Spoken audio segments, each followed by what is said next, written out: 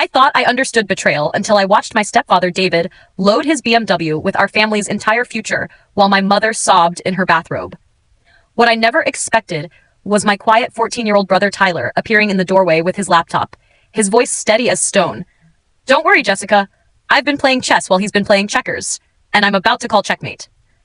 The events that followed would destroy a man's life, expose a criminal conspiracy spanning 3 states, and prove that sometimes the most dangerous person in the room is the one nobody sees coming. Part 1. The morning everything shattered. It was 6:47 a.m. on a Tuesday in Portland, Oregon, when the sound of urgent whispers pulled me from sleep.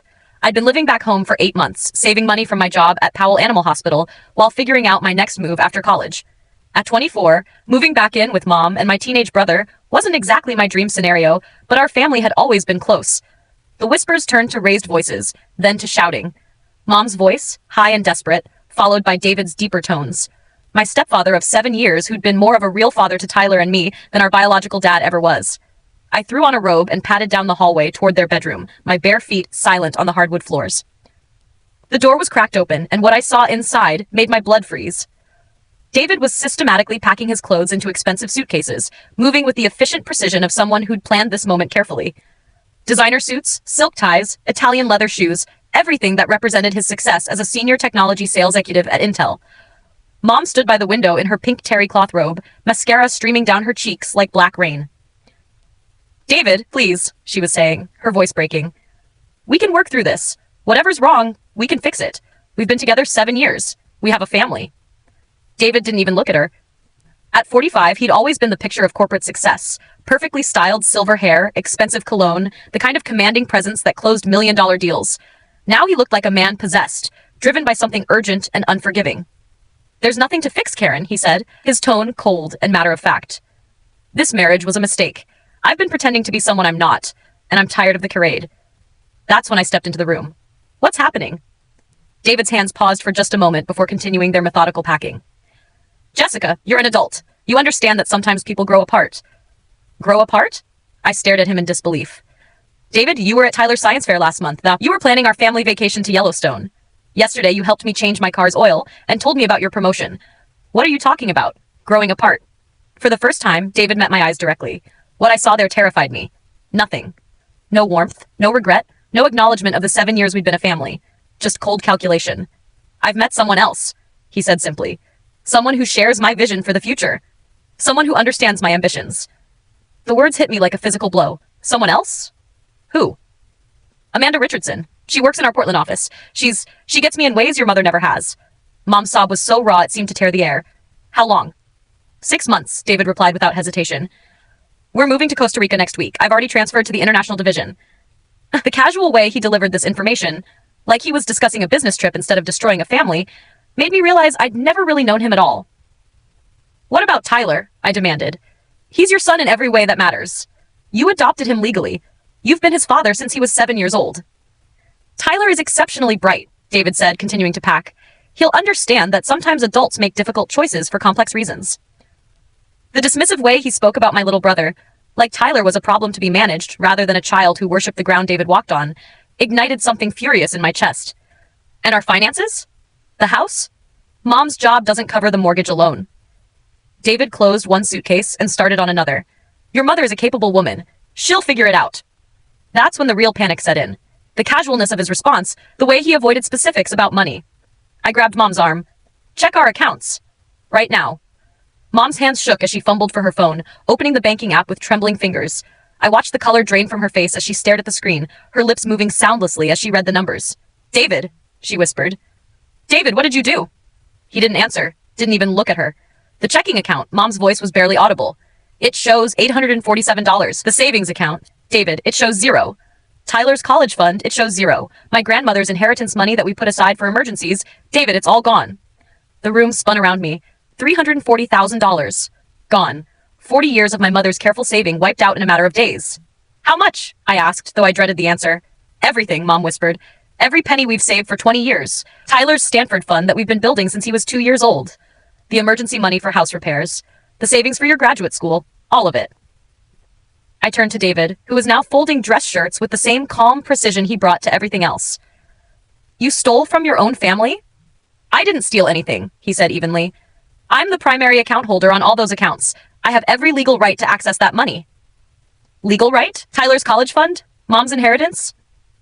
That money was sitting there earning practically nothing. Amanda and I can invest it properly, make it grow. When we're established in Costa Rica, we'll pay it back with interest. The lie was so smooth, so rehearsed, that I realized he'd been planning this conversation for months. Pay it back with what? I pressed. You're quitting your job. You're moving to another country. How exactly are you planning to repay money you stole from your own family? David straightened, fixing me with a look that made my skin crawl. I suggest you watch your tone, Jessica. You're living under my roof. You'd do well to remember that. Actually, Mom said quietly, this is my house. I inherited it from my parents. You've never been on the deed. David's facade cracked for just a moment, revealing something ugly underneath. We'll see about that. My lawyer says common law marriage provisions might apply to property acquired during our relationship. That's when I knew we were dealing with something far worse than a midlife crisis. This was calculated, planned. David had been setting us up for financial ruin while pretending to be our loving husband and father. Where's Tyler? I suddenly realized my brother was nowhere to be seen. School, Mom said automatically, then checked her watch. Actually, no, Tuesday's his late start day. He should still be sleeping. But Tyler's room was down the hall, and if David had been packing and arguing for the past hour, there was no way my light-sleeping brother hadn't heard everything. David hefted his final suitcase and headed for the door. I'll have a moving company collect the rest of my things. Don't interfere with them, and don't try to contact me. My lawyer will handle any necessary communication. David, please, Mom called after him. Tyler needs to see you. He needs to understand what's happening. You can't just disappear from his life without explanation. David paused at the bedroom door, his hand on the frame. For a moment, I thought he might show some shred of the man who'd taught Tyler to code, who'd attended every robotics competition, who'd promised to help pay for MIT or Stanford or whatever school Tyler chose. Tyler's 14, he said finally. He's old enough to understand that life doesn't always go according to plan. This will be a valuable lesson for him about the real world. And then, he was gone. We heard his footsteps on the stairs, the front door opening and closing, the sound of his BMW starting in the driveway. 7 years of family life, erased by the purr of a German engine pulling away from our house. Mom collapsed onto the bed, her sobs echoing through the suddenly empty house. I sat beside her, trying to process the magnitude of what had just happened. We weren't just heartbroken, we were financially destroyed. Tyler's dreams of Stanford, Mom's retirement security, my plans for graduate school, all of it stolen by a man we trusted completely. That's when we heard footsteps in the hallway. Mom? Jess? Is everything okay? Tyler appeared in the doorway, fully dressed despite the early hour, his backpack slung over one shoulder. At 14, he was already taller than me, with the same dark hair and serious brown eyes he'd inherited from Mom. But there was something different about his expression, a calm alertness that seemed too old for his age. Tyler, sweetheart? Mom tried to compose herself, wiping her eyes. Come sit down. We need to talk about something important. Tyler dropped his backpack and walked slowly into the room, his eyes taking in every detail. David's empty closet, the scattered tissues, Mom's tear-stained face, the obvious signs of hasty packing. David left, he said. It wasn't a question. Mom looked up, startled by his directness. Tyler, honey, yes. David has decided he wants to start a new life, with someone else. Tyler nodded slowly, processing this information with the same methodical approach he brought to complex coding problems. Did he take the money? The question caught both Mom and me off guard. Most 14-year-olds wouldn't immediately jump to financial concerns when learning about their parents' divorce. What makes you ask that? I said carefully. Tyler pulled his phone from his pocket and showed us the screen. It displayed our family's bank account information, account numbers, current balances, recent transaction history. Because I've been monitoring our family's financial accounts for the past 3 months, he said calmly. David transferred $340,000 to offshore accounts between Thursday and yesterday. He also opened 3 credit lines using Mom's social security number and forged signatures on loan applications using both your identities. The silence that followed was so complete, I could hear the neighbor's dog barking 3 houses away. Tyler, Mom whispered, how do you know all this? David isn't very good with computer security, Tyler replied, settling into Mom's reading chair like he was about to give a presentation. He uses the same password for everything, Tech123, and he doesn't log out of his accounts when he's finished. I started monitoring his digital activity when I noticed some irregularities in his behavior patterns. I stared at my little brother, who was discussing financial fraud and digital surveillance like other kids his age talked about video games. What kind of irregularities? Tyler pulled out a small notebook from his backpack, the kind he usually used for school assignments. But when he opened it, I saw pages covered with dates, times, and detailed observations written in his precise handwriting. Starting in November, David began displaying classic signs of deceptive behavior, Tyler read from his notes. Increased secrecy about his phone and computer usage. Changes in routine, including unexplained absences and late nights at the office. Alterations in communication patterns with family members. Shorter conversations. Less eye contact. Deflection when asked direct questions. Tyler, you were studying David's behavior? Mom asked. I was collecting data, Tyler corrected. When someone you care about starts acting differently, the logical response is to gather information to determine the cause. I initially thought David might be planning a surprise for your anniversary or dealing with stress at work. But when I discovered his secret email accounts and saw communications with Amanda Richardson, I realized the situation was more serious. Tyler flipped to another page in his notebook. Amanda Richardson, age 32, works as a senior account manager at Intel's Portland office. Divorced, no children, recently moved to Portland from San Francisco. David began corresponding with her through personal email accounts in September. By October, they were meeting for lunch twice weekly. By November, they were meeting at the Embassy Suites downtown every Tuesday and Thursday. The clinical way Tyler recited these facts made my skin crawl. My 14-year-old brother had been conducting surveillance on our stepfather like some kind of teenage private investigator. Tyler, I said slowly, how did you access David's private email accounts? I told you. He's careless with security. He logged into his personal Gmail account on our family computer and enabled the Remember Password feature. Once I had access to his primary account, I could trace his digital footprint across multiple platforms. Tyler stood up and walked to Mom's dresser, where David's laptop usually sat. The space was empty now. David had taken it with him. But I anticipated he might remove his devices, Tyler continued, so I created backup copies of all relevant data. I have complete records of his communications with Amanda, documentation of every financial transaction, and evidence of the identity theft and fraud he committed against our family. Mom and I exchanged glances. Part of me was incredibly proud of Tyler's intelligence and initiative. Another part was terrified by the implications of what he'd done. Tyler, Mom said carefully, what you've accomplished is remarkable, but sweetie, accessing someone else's private accounts without permission is illegal, even if that person is stealing from us. Actually, Tyler said, returning to his chair, under Oregon state law, monitoring digital devices in your own home for the purpose of protecting family members from financial abuse falls under legal surveillance provisions. I researched this extensively before taking any action. Of course he had. Tyler never did anything without understanding every angle first. Additionally, Tyler continued, since David committed multiple federal crimes by transferring money from accounts that legally belong to other people and forging signatures on financial documents, any evidence of those crimes gathered during the course of protecting potential victims is admissible in legal proceedings. I stared at my brother. Tyler, how do you know about admissible evidence and legal proceedings? I've been researching family financial fraud for months. Did you know that financial abuse within families affects approximately 25% of American households? And that children are often the primary targets because they have good credit histories and limited ability to monitor their financial accounts.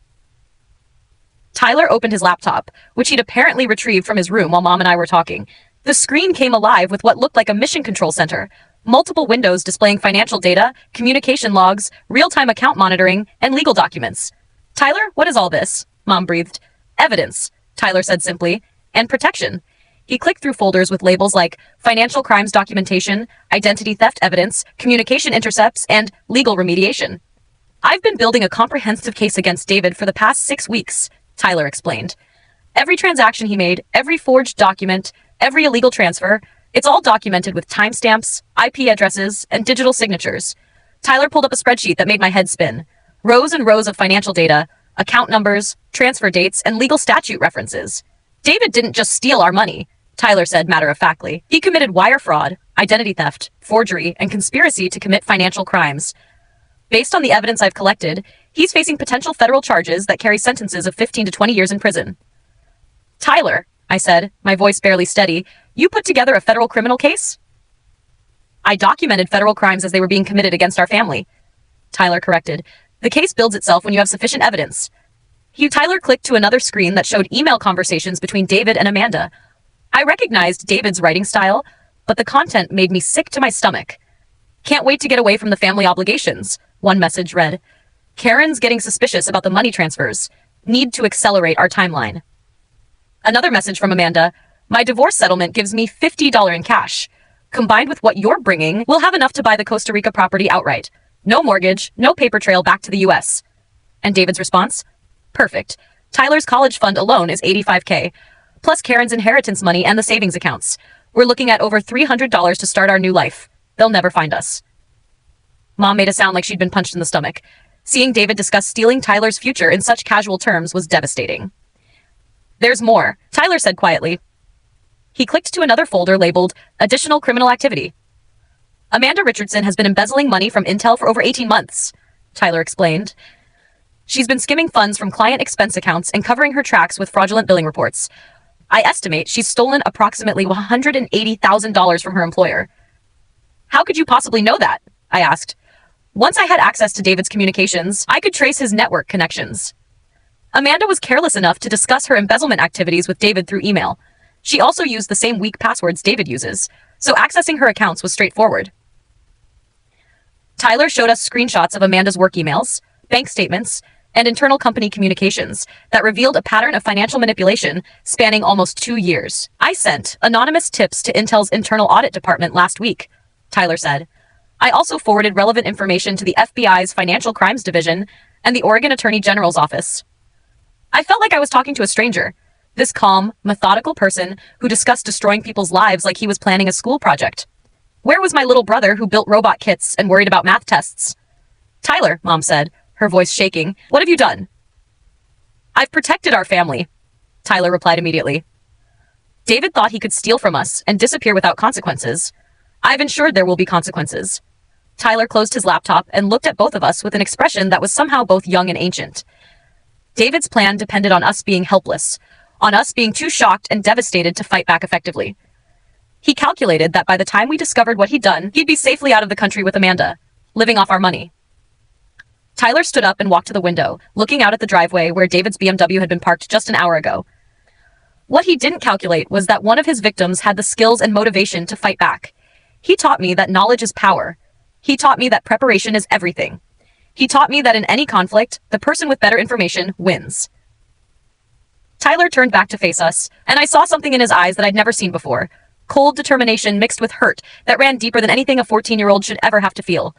I've spent 3 months gathering information. Now it's time to use it. Part 2.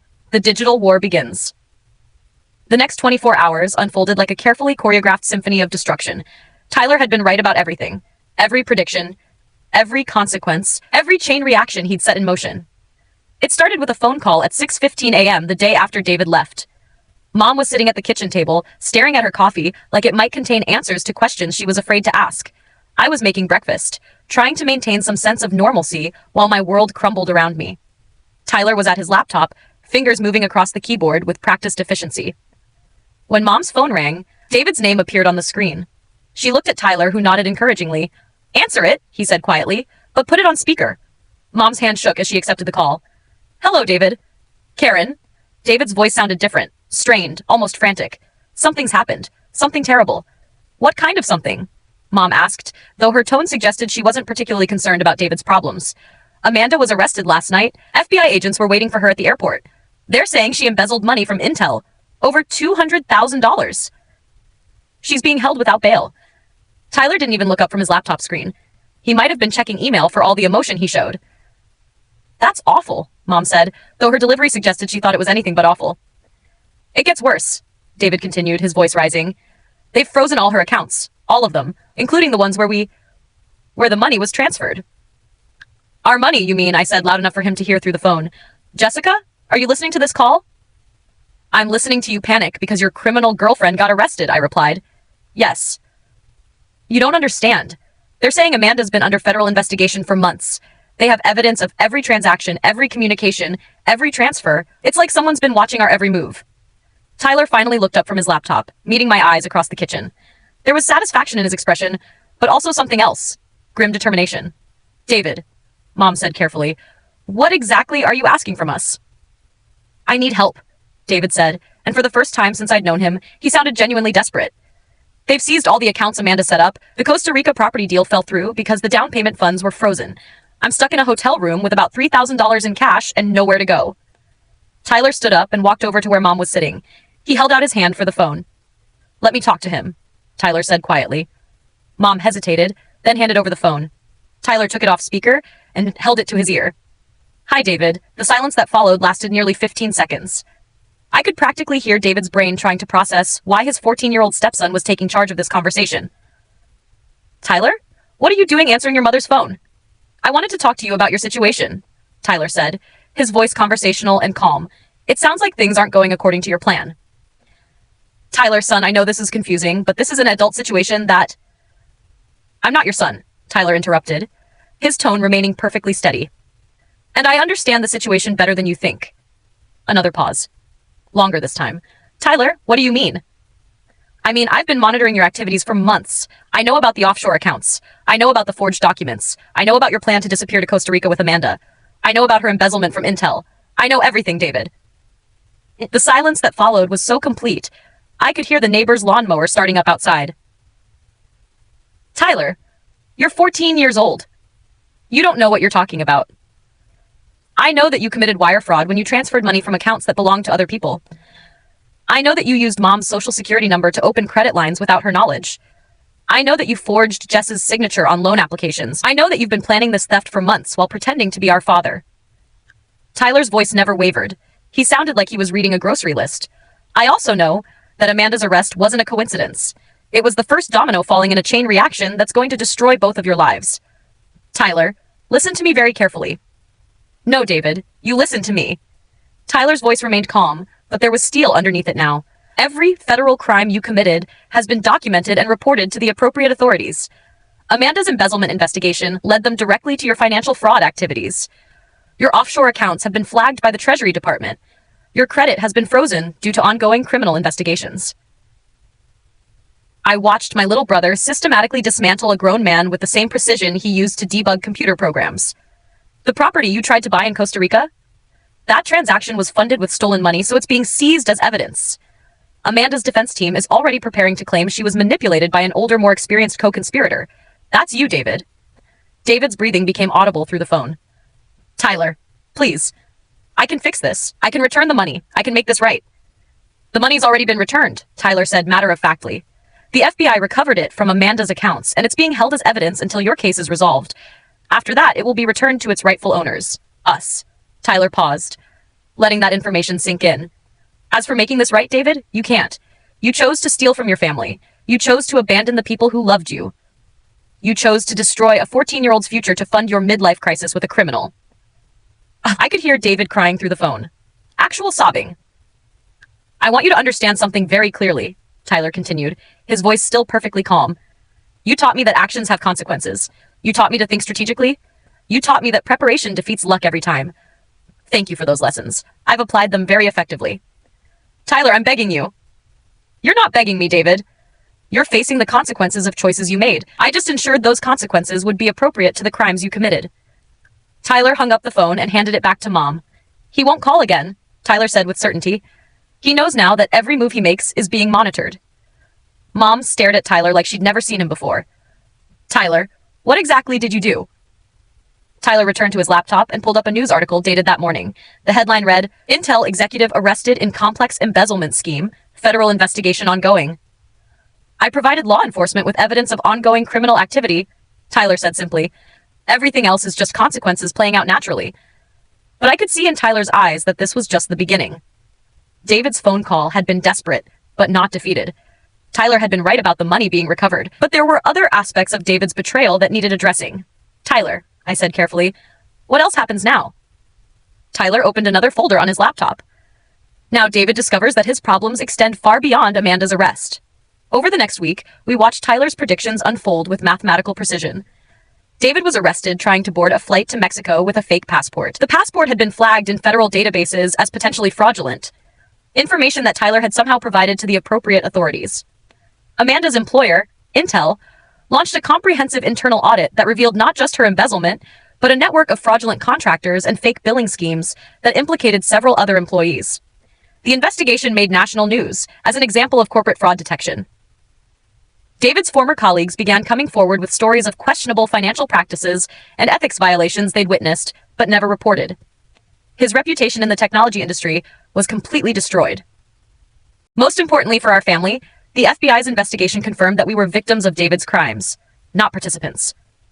Our stolen money was returned with interest, plus additional compensation from seizures of David's assets. But Tyler wasn't finished. There's one more thing David needs to understand, Tyler told me one evening while Mom was at work. He needs to know that the damage he caused can't be undone just by returning the money. Tyler showed me a folder on his laptop labeled Long-Term Consequences. David opened fraudulent credit accounts using our identities. Even though those accounts have been closed and the charges reversed, the credit inquiries and account openings are still affecting Mom's and your credit scores. Tyler pulled up credit monitoring reports that showed the ongoing impact of David's identity theft.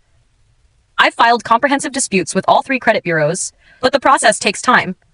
In the meantime, Mom can't qualify for the mortgage refinancing she needs, and you can't get approved for graduate school loans. I hadn't even thought about the long-term credit implications. Tyler had been planning for consequences I didn't even know existed. But there's a solution, Tyler continued. David still has assets that haven't been seized. His 401k, his stock options, his partial ownership in a consulting business he started 3 years ago. Legally, those assets can be claimed as compensation for damages caused by his identity theft and fraud. Tyler showed me legal documents he'd apparently prepared, civil claims against David for financial damages beyond the stolen money.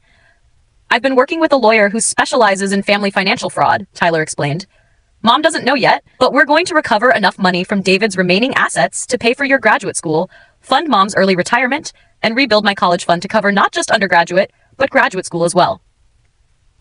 I stared at my brother. Tyler, how did you find a lawyer who specializes in family financial fraud? I researched attorneys who handle cases similar to ours, read their case histories, and identified the most successful ones. Then I contacted them using encrypted email and explained our situation. Using encrypted email? Tyler, how do you even know about encrypted email? Tyler looked at me like I'd asked how he knew how to tie his shoes. The same way I know about digital forensics, financial fraud patterns, and federal criminal law. When you need to learn something to protect your family, you learn it. The casual way Tyler discussed his expanding skill set was both impressive and unsettling. My 14-year-old brother had become fluent in legal procedures, criminal investigation techniques, and financial recovery processes, all in the span of a few months. Tyler, I said slowly, are you okay? I mean, emotionally? You've been dealing with incredibly adult problems, and you're handling them in a very adult way, but you're still just a kid. Tyler considered my question with his usual careful deliberation. I'm sad that David chose to become the kind of person who steals from his own family, he said finally. I'm angry that he tried to destroy our future to build his new life. I'm disappointed that the man I called Dad for 7 years turned out to be a criminal. Tyler paused, looking out the window. But I'm not damaged, Jess. I'm not broken. I'm just different now. I understand how the world really works. I understand that people you trust can choose to hurt you. I understand that if you want to be safe, you have to be prepared to protect yourself. But should a 14-year-old have to learn those lessons? Probably not, Tyler admitted. But a 14-year-old whose stepfather steals his college fund definitely needs to learn them. David forced me to grow up fast. I chose to grow up smart. That evening, Mom came home from her nursing shift to find Tyler and me working together at the kitchen table. Tyler was explaining the civil claims process while I took notes on legal terminology I'd never heard before. What are you two working on? Mom asked, setting down her purse and looking exhausted. Securing your financial future, Tyler said matter-of-factly. David's criminal case will put him in prison, but it won't undo all the damage he caused. We need to pursue civil claims to recover the full extent of our losses. Mom sat down heavily in her chair. Tyler, honey, I appreciate everything you've done, but maybe it's time to let the adults handle this part. Tyler looked at her with an expression that was somehow both respectful and determined. Mom, with all due respect, the adults didn't see this coming. The adults didn't protect us from David's theft. The adults didn't gather evidence of his crimes. The adults didn't ensure that Amanda and David faced appropriate consequences. Tyler's voice remained gentle, but his words hit home. I don't say that to hurt you, Tyler continued. David fooled all of us, but I'm the one who figured out how to fight back effectively. I'm the one who built the case that's putting David in prison and getting our money back. I think I've earned the right to see this through to the end. Mom looked at Tyler for a long moment, then at me, then back at Tyler. You're right, she said quietly. You have earned that right. But Tyler, I need you to promise me something. What? Promise me that when this is all over, you'll let yourself be 14 again. You'll go back to worrying about homework and friends and video games instead of federal crimes and civil litigation. Tyler smiled for the first time in weeks, not the cold, satisfied expression he'd worn while destroying David's life, but a genuine, boyish smile that reminded me of the little brother I remembered. I promise I'll try, he said, But I'm also going to keep the skills I've learned, because if anyone ever tries to hurt our family again, I want to be ready. Mom reached across the table and took Tyler's hand. I'm proud of you, she said. I'm terrified by what you've had to do, but I'm proud of who you've become. Tyler squeezed her hand. David thought he was stealing my future. He doesn't understand that he actually gave me one, just not the future he intended. Part 3, The Reckoning continues. 3 weeks after David's arrest, we received a call that changed everything again. I was at work at the veterinary clinic when my phone buzzed with a call from an unknown number. Jessica Patterson? Yes? This is Agent Sarah Chen with the FBI's Financial Crimes Division. I'm calling about the David Patterson case.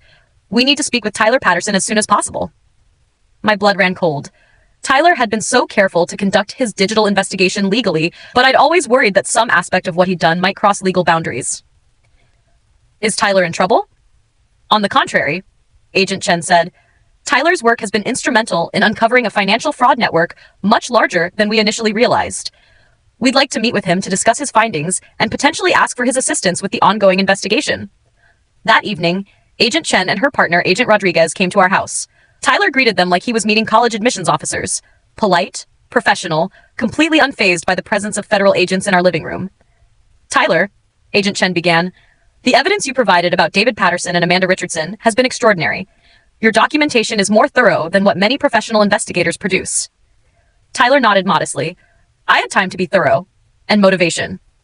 We've been able to use your evidence to uncover what appears to be a much larger criminal network, Agent Rodriguez explained. Amanda Richardson wasn't just embezzling from Intel.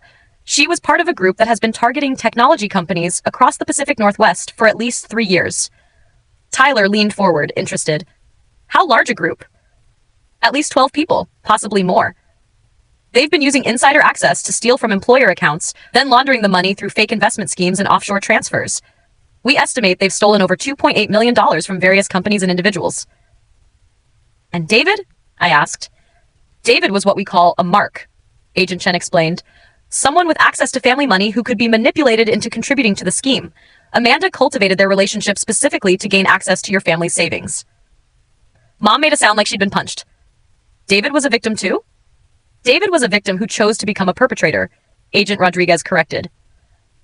Amanda may have manipulated him initially, but his decision to steal from his family and forge your identities made him a willing participant in federal crimes. Tyler had been quiet during this exchange, but now he spoke up. You said you need my assistance with the ongoing investigation. What kind of assistance? Agent Chen and Agent Rodriguez exchanged glances. Tyler, your ability to trace digital connections and document financial crimes is remarkable, Agent Chen said. We've been trying to map this criminal network for 18 months. You accomplished in 3 months what our team hadn't been able to do in over a year. We'd like to offer you a position as a paid consultant with the FBI's Financial Crimes Division, Agent Rodriguez added. You'd work remotely, under supervision, helping us trace digital evidence and document complex financial schemes. I stared at the agents. You want to hire my 14-year-old brother as an FBI consultant? We want to hire Tyler Patterson, who has demonstrated exceptional abilities in digital forensics and financial investigation, Agent Chen corrected. His age is less relevant than his skills. Tyler looked at Mom, then at me, then back at the agents. What would this involve? Training first, Agent Rodriguez explained. 2 weeks at our financial crimes training facility in Quantico, where you'd learn advanced investigative techniques and federal law enforcement procedures. Then remote work on specific cases, probably 10 to 15 hours per week, working around your school schedule. It would pay $75 per hour, Agent Chen added, plus travel expenses for training and any required meetings. Tyler was quiet for a long moment, considering the offer with his usual careful deliberation. Would I be able to help other families who've been victimized by financial fraud? He asked finally.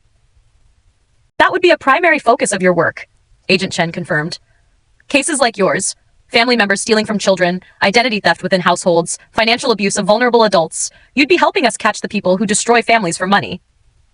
Tyler looked at Mom. What do you think?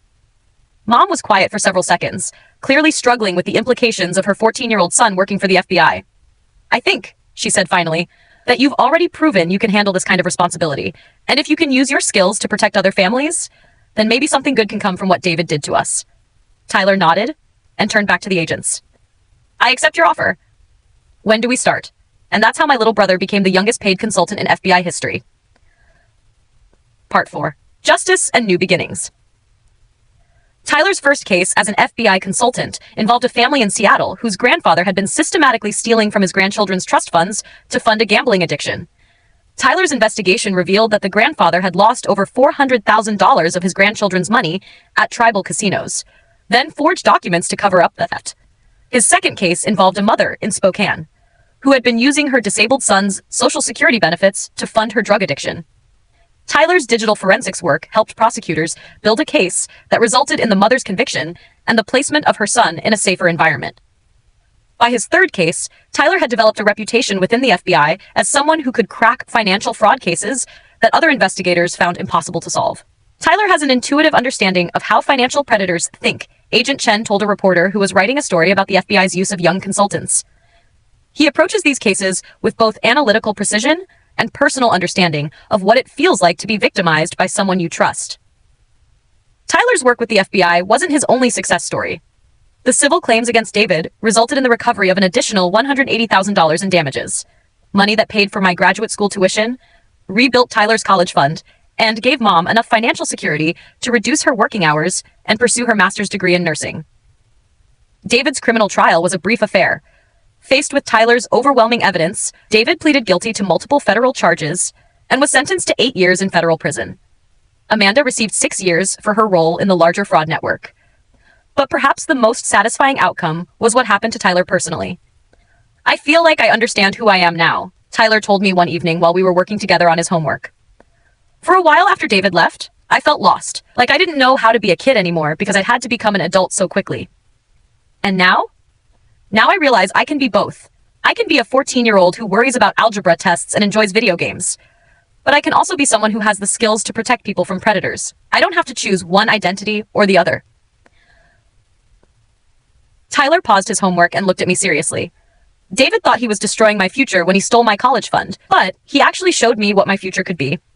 He showed me I have the ability to fight for justice and protect vulnerable people. That's worth more than any college fund. The transformation in Tyler was remarkable. He maintained his grades, joined the robotics team at school, and even started dating a girl in his computer science class.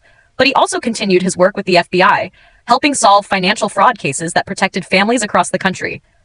"Do you ever regret what you did to David?" I asked him one day. Tyler considered the question carefully. "I regret that he put me in a position where I had to do it. I regret that a man I called dad for 7 years turned out to be someone who would steal from his own family. I regret that I had to grow up so fast." Tyler paused. "But I don't regret stopping him. I don't regret getting our money back. I don't regret making sure he faced consequences for his crimes.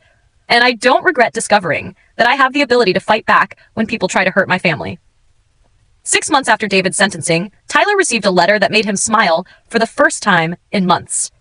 It was from a 15-year-old girl in Denver whose stepmother had been stealing from her college fund. Tyler's investigation had helped the FBI recover the stolen money and prosecute the stepmother for financial fraud. "Thank you for showing me that kids don't have to be helpless when adults betray them," the girl wrote. "Because of your work, I got my college fund back, and my stepmother is in prison where she belongs. You saved my future." Tyler showed me the letter with obvious pride. "This is why David's betrayal was actually a gift," he said. "It showed me what I was capable of when people I love are threatened. Now I can use that ability to help other kids who are facing the same kind of betrayal." "Any regrets?" I asked. Tyler thought for a moment. "I regret that David never understood what he lost.